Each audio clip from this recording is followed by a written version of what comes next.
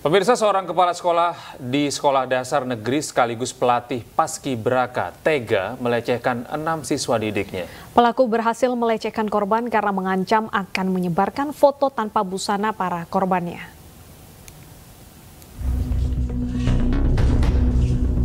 M, seorang oknum guru diamankan Satreskrim Polres Muara Enim lantaran melakukan pencabulan terhadap siswanya. Tersangka melakukan tindakan pencabulan saat menjadi pengajar paskibraka pada periode 2020 hingga 2022 di salah satu sekolah menengah di Kecamatan Gelumbang, Kabupaten Muara Enim. Tindakan pelecehan yang dilakukan tersangka berawal saat tersangka menjadi pelatih paskibraka.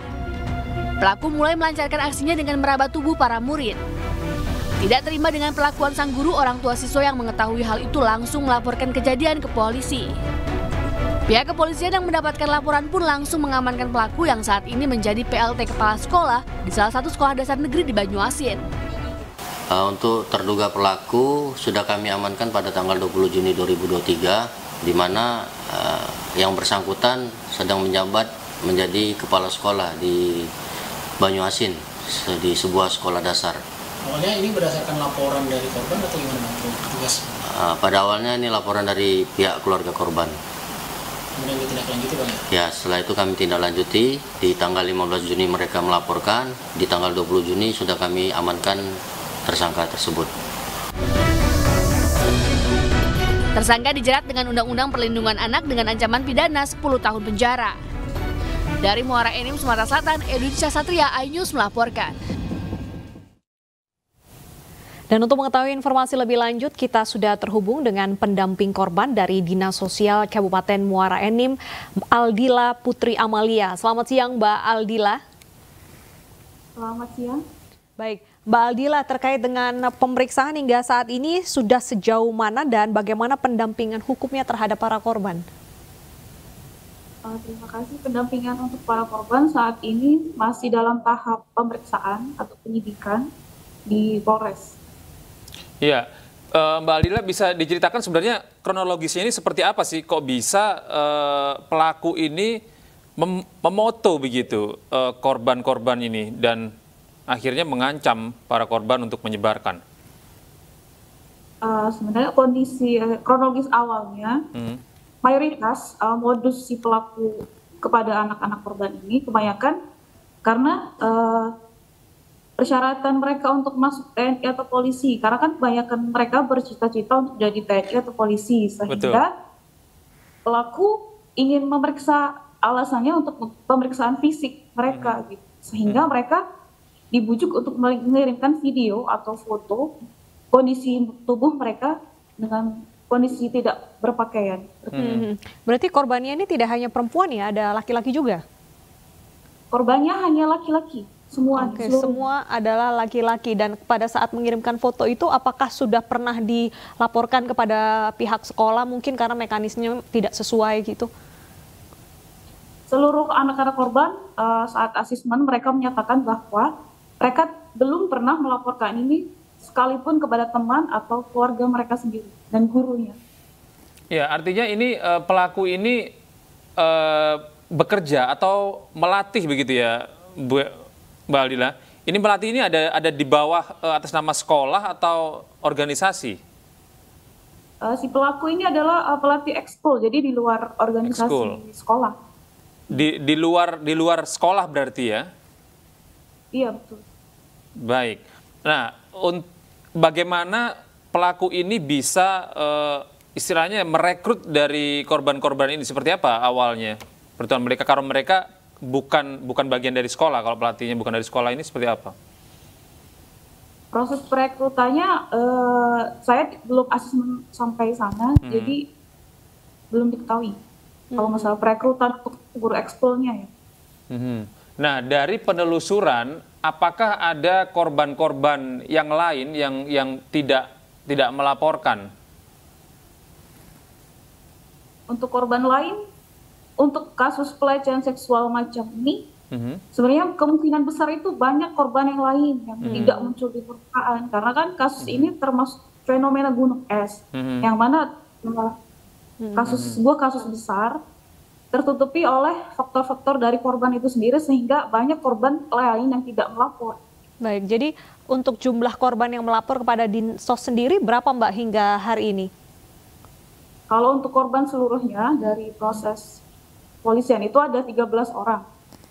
Hanya yang kami dampingi karena mereka statusnya masih anak, itu ada 3 anak jumlahnya.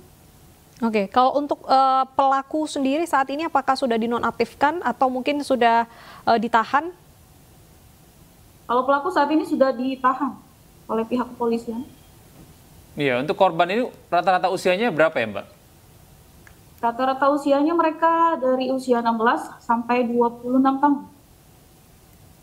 Iya, nantinya apakah ada arahan gitu dari pendamping korban ini kepada orang tua yang lain gitu, apabila ada korban berikutnya bisa melapor begitu, Pak, Mbak?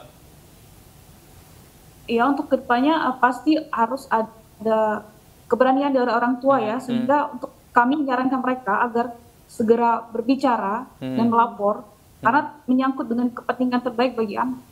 Oke. Kalau untuk kegiatan perekrutan sendiri apakah dihentikan atau masih tetap dibuka?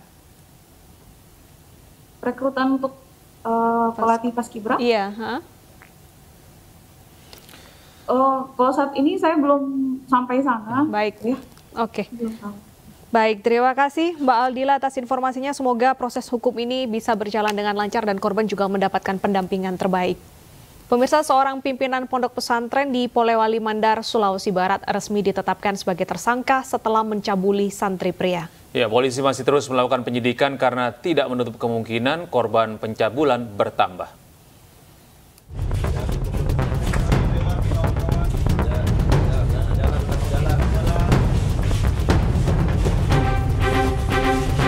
Polisi menangkap pimpinan pondok pesantren di Polewali Mandar, Sulawesi Barat yang mencabuli santri pria berusia 16 tahun di lingkungan pondok pesantren. Modus pelaku dengan meminta agar korban memijatnya, namun pelaku justru mencabuli korban. Menurut polisi, korban yang melapor kasus pelecehan seksual di pondok pesantren 1 orang, namun tidak menutup kemungkinan masih ada korban lainnya. Uang 100.000 untuk tidak memberikan informasi ke siapapun.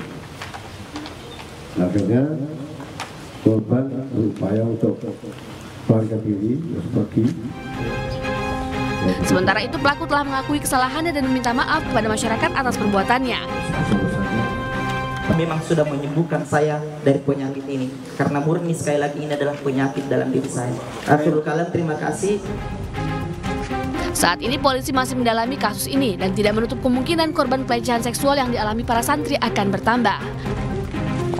Atas perbuatannya tersangka dijerat dengan pasal perlindungan anak dengan ancaman 15 tahun penjara. Dari Polewali Mandar, Sulawesi Barat, Huzair Zainal, iNews melaporkan. Viral di media sosial, mantan atlet MMA Rudy Golden Boy Rustian berselisih di jalan dengan pengemudi lain di kawasan Pagedangan, Kabupaten Tangerang, Banten. Diduga perselisihan ini terjadi lantaran sang pengemudi ugal-ugalan dan dalam keadaan mabuk. Tidak terima ditegur, pengendara mobil jenis city car warna merah ini menantang mantan atlet MMA dengan membawa kunci setir di Pagedangan, Kabupaten Tangerang, Banten. Rudy dan pengemudi mobil terlibat cekcok adu mulut hingga terjadi saling dorong. Tak berapa lama pemirsa, mantan atlet MMA tersebut melumpuhkan pengemudi tersebut. Diduga perselisihan ini terjadi lantaran pengemudi mobil merah menyetir secara ugal-ugalan dan hampir menyerempet mobil Rudy yang sedang dikendarai bersama istri dan anaknya. Polisi dari sektor Pagedangan pun membenarkan bila ada terjadi duel antar 2 pengemudi di jalanan. Polisi juga sudah meminta keterangan kedua pihak dan kasus ini rencananya akan diselesaikan secara kekeluargaan.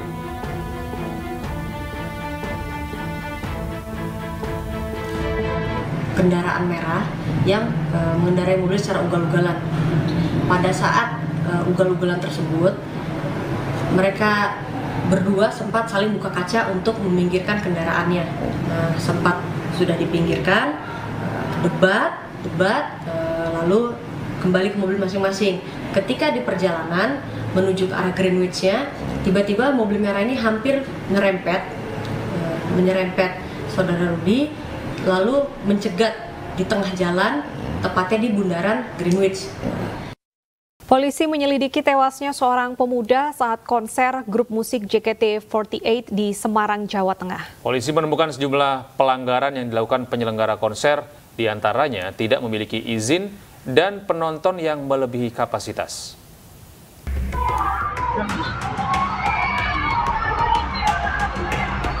Insiden mewarnai konser grup musik JKT48 di sebuah hotel di Semarang, Jawa Tengah 11 Juli lalu. Seorang pemuda bernama Ahmad Arsyad Rizky, 17 tahun, meninggal dunia di tengah kerumunan. Polrestabes Semarang terus mendalami insiden ini. Dari hasil pemeriksaan awal terhadap 8 orang saksi, polisi menemukan sejumlah pelanggaran. Di antaranya, tidak adanya izin dan penonton yang melebihi kapasitas. Untuk pelanggaran sejauh ini yang kita temukan bahwa terhadap kegiatan ini masih belum mendapatkan izin. Nah, untuk pelanggaran ini, terus kalau untuk informasi adanya over kapasitas dari yang seharusnya 1.000 ternyata melampaui, tapi masih kita dalami lagi. Sementara pihak keluarga menyebut korban tidak pernah mengeluh sakit sebelum berpamitan untuk menonton konser. Keluarga pun menolak autopsi terhadap jenazah korban. Ya, seharusnya ada evaluasi lagi supaya penyelenggaraannya itu nggak seperti itu lagi, nggak ada korban lagi tersebut panas. Pas hari pemakaman, beliau dari pihak manajemen dari 6 orang yang datang ke kita, tapi menurut saya telat gitu. Kenapa? Karena kita makam jam 10, setengah 11, dia datang jam setengah 2. Dan sebatas hanya ini ya, sebatas hanya menyampaikan belasungkawa dan enggak, ini sih enggak. Saya pikir ya udahlah belasungkawa gitu. Terus hal-hal yang saya tanyakan di sana gimana? Terus ketika jatuh apa yang dilakukan? Dia nggak paham, dia nggak ngerti karena bukan dia yang cuma sebatas dia belasungkawa aja sih. Selain memanggil pihak keluarga, polisi juga masih memeriksa 8 orang panitia penyelenggara konser serta pihak keamanan hotel. Dari Semarang, Jawa Tengah, Kristadi, iNews melaporkan.